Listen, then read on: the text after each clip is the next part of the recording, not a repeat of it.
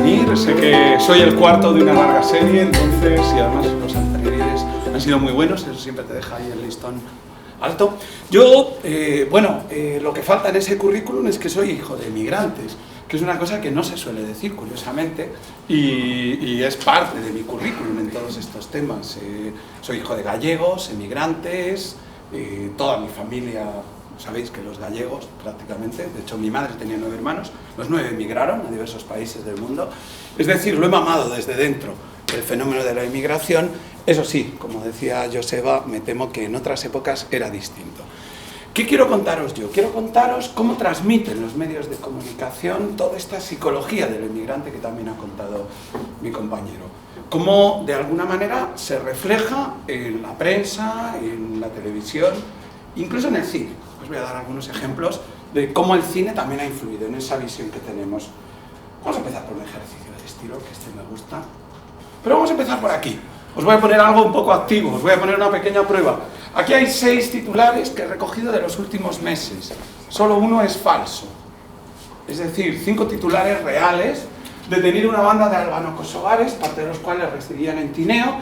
La policía desmantela 2 redes criminales de rumanos dedicados a la prostitución en Almería. Madrid, 3 menores nigerianos detenidos por robos con violencia. Operación de la Guardia Civil contra la mafia china en Barcelona. Una banda de segovianos detenida por robos con intimidación. Y el ecuatoriano Gilbert Jaramillo, el monstruo de Machala, cumple una condena de 45 años de prisión por la violación y asesinato de... ¿Vale? ¿Cuál es el falso? El de los segovianos, ¿verdad? Todos sabemos que el falso es el de los segovianos. ¿Por qué cuando se detiene una banda de segovianos, que por cierto se detuvo, O sea, el titular es lo falso, la noticia era que efectivamente se había detenido a una banda de personas que sí eran nativas de Segovia, ¿vale? Y habían hecho varios robos con intimidación. ¿Por qué cuando se detiene a una banda de segovianos no se aclara la nacionalidad? Empezamos por ahí, y ya veremos qué importancia tiene todo esto. Vale, ¿cuál es mi afirmación? Yo creo que estamos transmitiendo una psicología de guerra. Es decir, que todo este fenómeno complejo de la migración se está transmitiendo desde los medios. Yo me voy a incluir, yo soy uno de los culpables, porque yo trabajo desde hace 15 o 20 años en muchos medios de comunicación. Lo estamos transmitiendo como si esto fuera una guerra contra gente que viene de fuera. Fijaros este no os voy a poner nunca los periódicos de los que salen, no os voy a dar, pero os aseguro, si alguien quiere la referencia, que todo lo que voy a poner aquí, menos lo de los segovianos, es noticia de periódico. Se veía venir, alguien iba a morir porque Puente de Vallecas ha sido tomado por bandas callejeras latinas. Esto es de julio del 2006. Beben desde por la mañana y las peleas son constantes, comenta una de las vecinas. Nadie se atreve a hablar abiertamente del tema.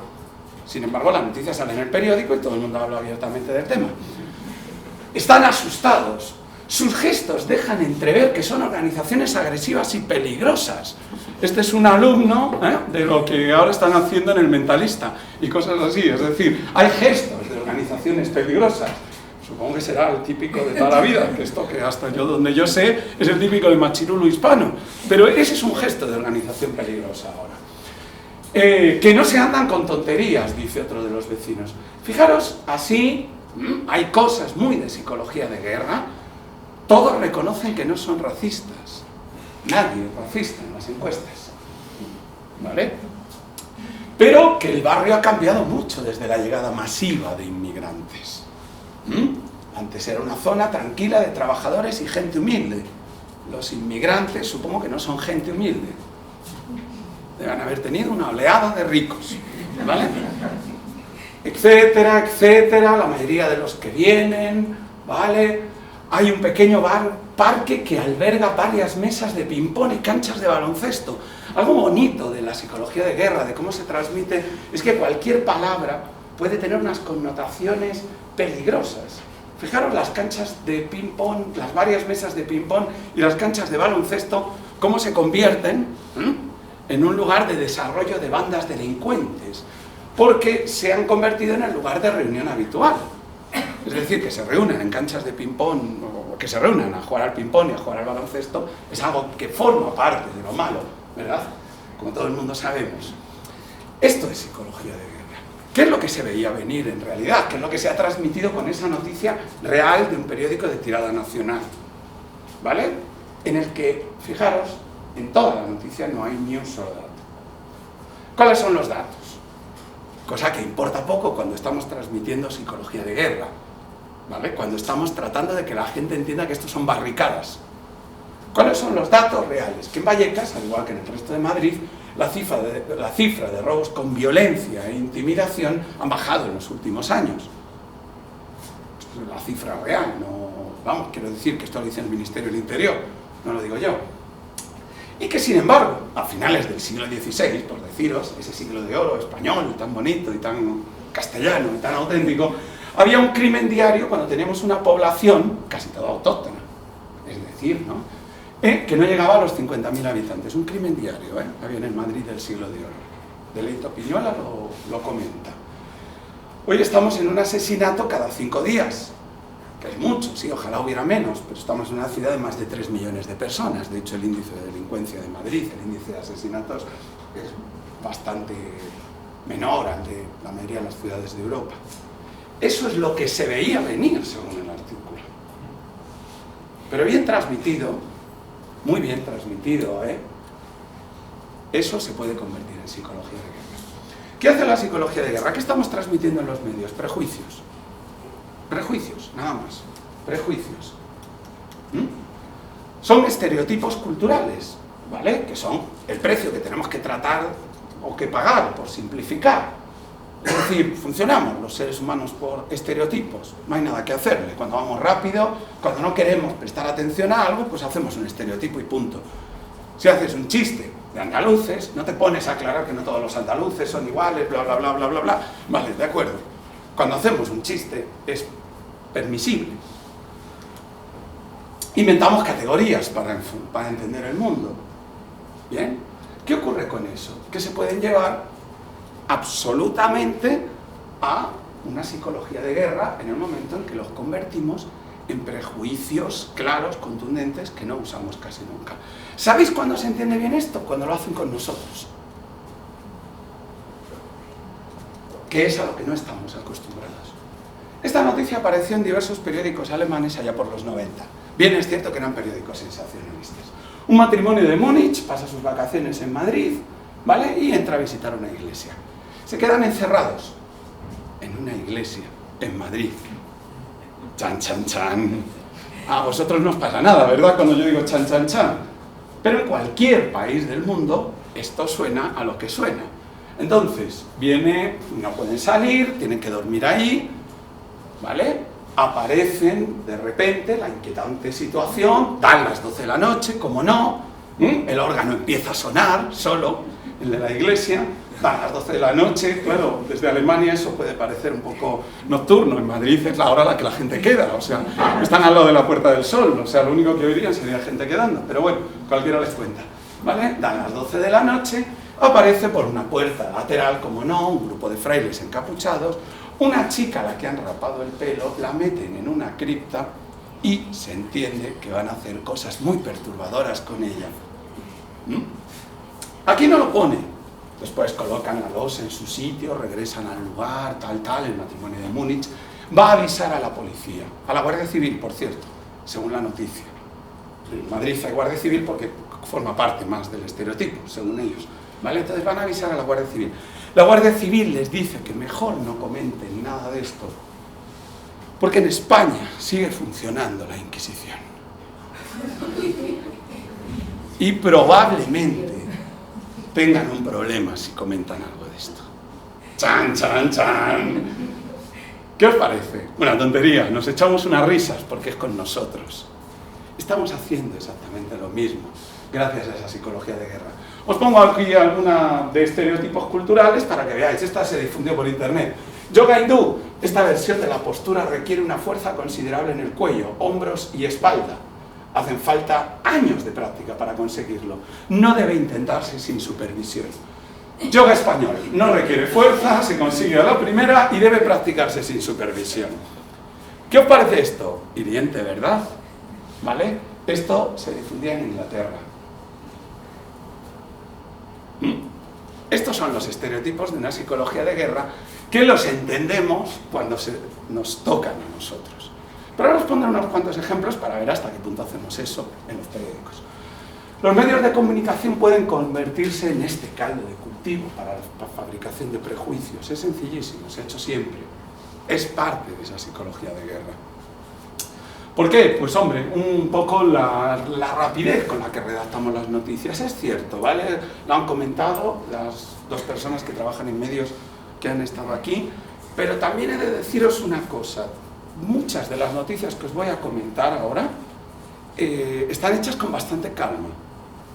Es más, la primera, yo que soy lector de Lovecraft, de novelas de terror, me parece que está muy bien escrita y con mucho tiempo.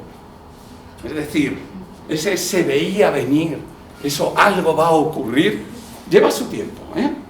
No es solo la excusa. ¿Cómo se fabrican los prejuicios en los medios de comunicación? Esto el canal Sci-Fi Channel lo difundió muy bien, hizo una campaña preciosa, en la cual son los marcianos los que huyen de los terrestres.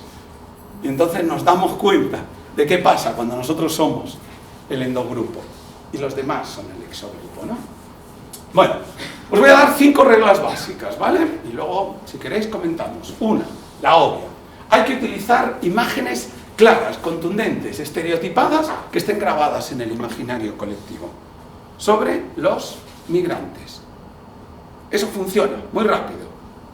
Tan rápido como que aquí el colega canadiense, tuitero, cuelga una foto para difundir su trabajo, es un periodista freelance, ¿vale?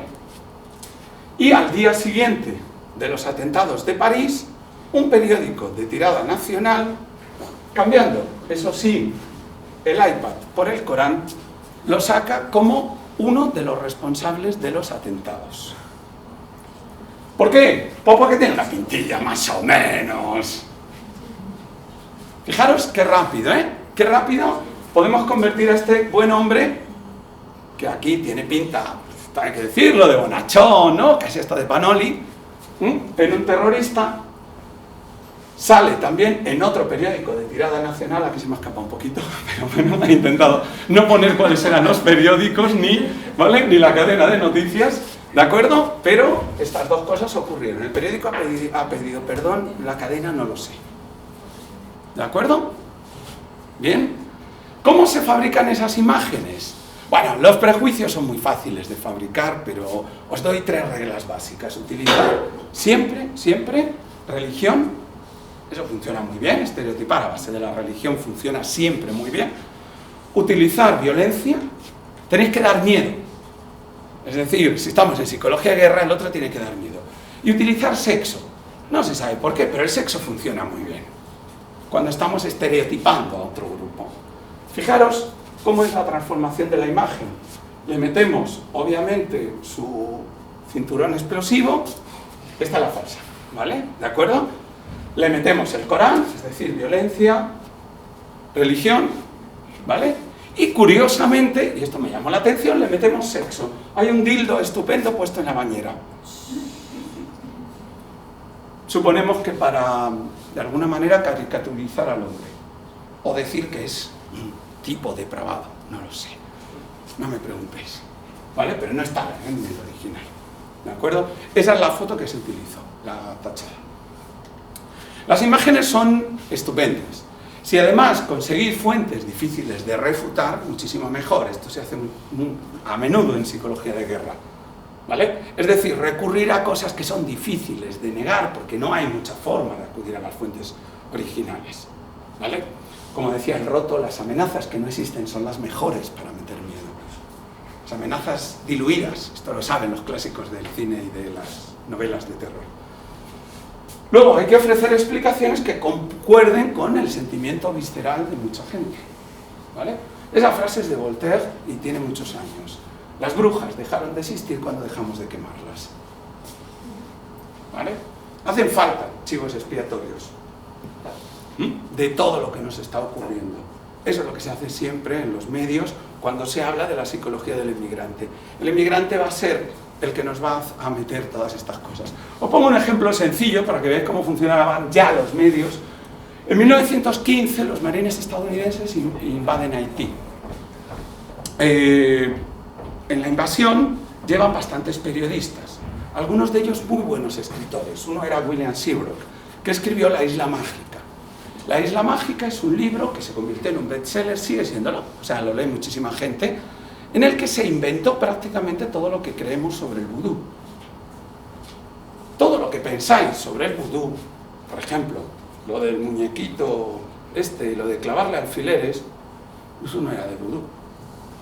De hecho, eso donde sí se conoce es en la antigüedad latina. Julio César hablaba de la adexio, de la defictio, que eran ese tipo de prácticas mágicas. Es decir, nosotros sí lo teníamos. En Haití, que se sepa, hasta que se lo inventó Seabrook, no. ¿Vale? Pero mientras los estadounidenses, pues bueno, iban exterminando gente y quemando iglesias, etcétera, decían que lo hacían por el bien de ellos porque todos eran muy supersticiosos. William Seabrook es el guionista de luego películas como Yo anduve con un zombie, de la que se hereda, esta es una foto reciente de una fotógrafa española, de la que se hereda toda la iconografía que conocemos sobre el vudú. Probablemente a muchos haitianos esto les hace la misma gracia que a nosotros lo de la Inquisición y las iglesias en las que se quedan encerrados alemanes. Cuarto, dando la sensación de que vienen a por nosotros. Eso es esencial en la psicología de guerra, es decir, las personas que entran, ¿vale? Los migrantes que entran, vienen a por nosotros, vienen a quitarnos cosas. Eso es lo que siempre se da la sensación. Me encantaba esta caricatura del pájaro calculando cómo iba a echar la cagarruta encima de la pobre pareja, ¿eh? ¿Vale? Es esa cosa de la paranoia, ¿no? Os pongo otro ejemplo para que veáis hasta qué punto creemos cosas que no sabemos qué tal. Esto es de Marvin Harris, un antropólogo de ahora, y comenta pues, los sacrificios humanos entre los aztecas. ¿Vale? La fuente, por supuesto, los conquistadores españoles que calcularon que en el centro de Tenochtitlán habría 136.000 cabezas puestas en anaqueles. ¿Vale? Una población imposible que no tenían. Pero es que además se sabe que acusar de canibalismo es una práctica típica en psicología de guerra. De hecho, la palabra caníbal viene de los caribes, que es un pueblo indígena de América del Sur descubierto por Colón. Los caribes los describe Colón como antropófagos. ¿Por qué? Porque se lo contaron los arawak, que eran los enemigos. Le dijo, oye, que los de enfrente son caníbales. ¿Vale? William Adams, que es el antropólogo que se le ha ocurrido darle una vuelta a estos mitos, ¿por qué se le pasó por la cabeza? Porque estaba el hombre por África y los niños vio que se alejaban de él. Y entonces preguntó por qué y le dijeron, es que me han dicho que los blancos coméis gente, que los metéis en las ollas y coméis gente. Y entonces se dio cuenta, dice, anda, si a lo mejor esto de ser caníbal es una cosa que siempre acusamos, pero en realidad no hay ninguna cultura que esté demostrado que haga sacrificios rituales de forma constante. No, eso sí, todas han sido acusadas por los demás, ¿eh? Y luego, por supuesto, la forma en que funciona en este artículo que os traigo de prueba. Hay que utilizar insinuaciones, sospechas, connotaciones. Siempre hay que evitar los datos. Os los contaré cuáles son los datos, pero eso es lo que hace el artículo, fijaros muy bien. Da igual a qué hora pases, siempre te encuentras chicos en las pistas. ¡Chan! Vale, que les gusta mucho el ping-pong y el baloncesto, ¿no? O sea, pero eso puede tener una connotación de sospecha. Grabando en el imaginario colectivo frases. Yo he estado en Kosovo, he estado durante tiempo, conservo amigos albano-kosovares. Pero incluso yo, si ahora mismo me hacen un experimento de estos sencillos y me dicen albano-kosovar, dime la primera palabra que se te ocurre, probablemente incluso a mí se me ocurre banda. Fijaros hasta qué punto está grabado. ¿Vale? Y probablemente, si a alguien le dicen mafia, la primera palabra que se le ocurre es China. Ahora mismo. Fijaros qué grave es, ¿eh? No es un simple juego de ponemos o no ponemos que aquí el amigo, el monstruo de Machala, era ecuatoriano. Con la cantidad de asesinos en serie extremeños y valencianos que hay, ¿vale? Que no se pone. Es decir, no habréis visto nunca, ¿no?, cuando detienen a un asesino en serie en Levante, la nacionalidad del tipo, ¿vale? Esto va mucho más allá. Esto se graba. Fijaros, si se graba, que hace poco se hizo un experimento con el Anthrax y se le preguntó a la gente qué había pasado. En Estados Unidos, digo, donde pasó. ¿Qué había pasado? Pues la mayoría recordaba pues, lo que había pasado, ¿no? Que, como todos sabéis, es que hubo cientos de muertos por el ataque terrorista de un grupo extranjero que algunos estadounidenses definen como yihadista, ya en ese tiempo, ¿vale? Y otros recuerdan más bien como japonés, por aquello de que estaba lo de la secta esta que echó gas sarín en el metro, en Japón, ¿vale? No sé cuál es vuestro recuerdo, tratar de analizarlo, ¿vale? De qué es lo que recordáis del Anthrax, la cantidad de muertos, qué fue lo que pasó, etcétera, ¿vale? ¿Quién fue el responsable de todo esto? ¿Quiénes fueron los responsables? ¿Qué grupo? ¿Vale? La realidad fue que murieron 5 personas,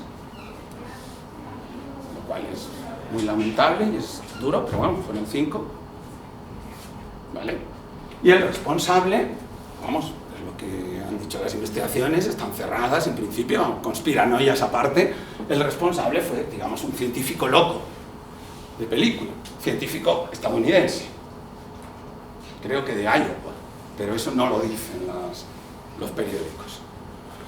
¿Vale? Se generaron titulares del tipo: un ataque de Anthrax por un grupo terrorista extranjero podría matar a 100.000 personas. Ese es del New York Times, que no es precisamente un periódico amarillista, ¿vale? Y los medios, por supuesto, se hicieron eco mientras se creyó que aquello era un ataque terrorista extranjero. Durante ese tiempo se hicieron eco de la noticia. Os lo pongo aquí como un dato para que veáis de lo que hablamos. Un reportaje de la CNN sobre el último caso de infección ocupó 15 minutos. ¿Vale? Ese mismo día, 200 muertos civiles en un bombardeo anglo-estadounidense en Afganistán ocuparon 1 minuto de emisión. Eso es psicología de guerra. Os voy a contar brevemente lo que podría ser una forma de verlo desde una realidad menos simplista. Lo pongo así para que sintáis el estrés. Esto, aquí, como ya lo ha contado el doctor Achotegui, esto está ya dicho.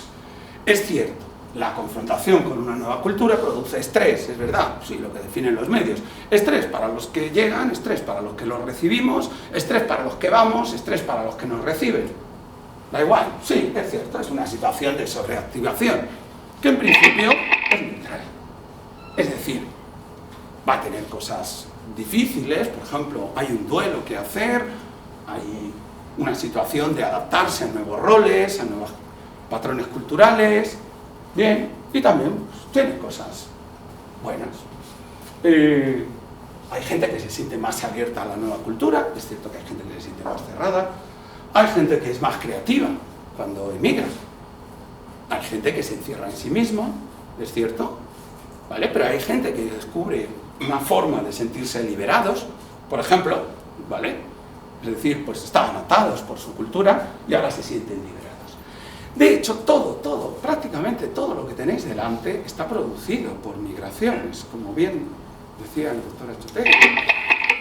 Aquí os pongo una lista de diversos campos, por deciros gente que ha hablado de la migración como el proceso que les dio alas a su creatividad y que les hizo ser diferentes, que les hizo, digamos, llegar a parte de sus éxitos.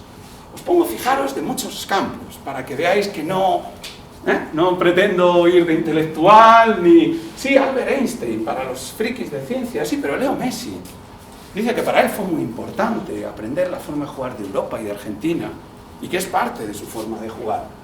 Billy Wilder, el director de cine, pero también Igor Stravinsky, el Papa Francisco, pero también Julio Cortázar, que habla mucho de eso. Freddie Mercury siempre dijo que el ser de Zanzíbar, ¿no? Me parece, y toda la vida él vive en la India, todo eso lo mamó y tiene mucho que ver con su música, Pablo Picasso. La migración es un proceso de apertura, un proceso de reto, tanto para los que recibimos como para los que vienen, tanto para los que vamos como para los que nos reciben. Y el problema es que los medios de comunicación se están quedando con la parte de confrontación, porque de alguna manera nos está interesando divulgar esa psicología de guerra. Muchas gracias, y si tenéis preguntas, aclaraciones...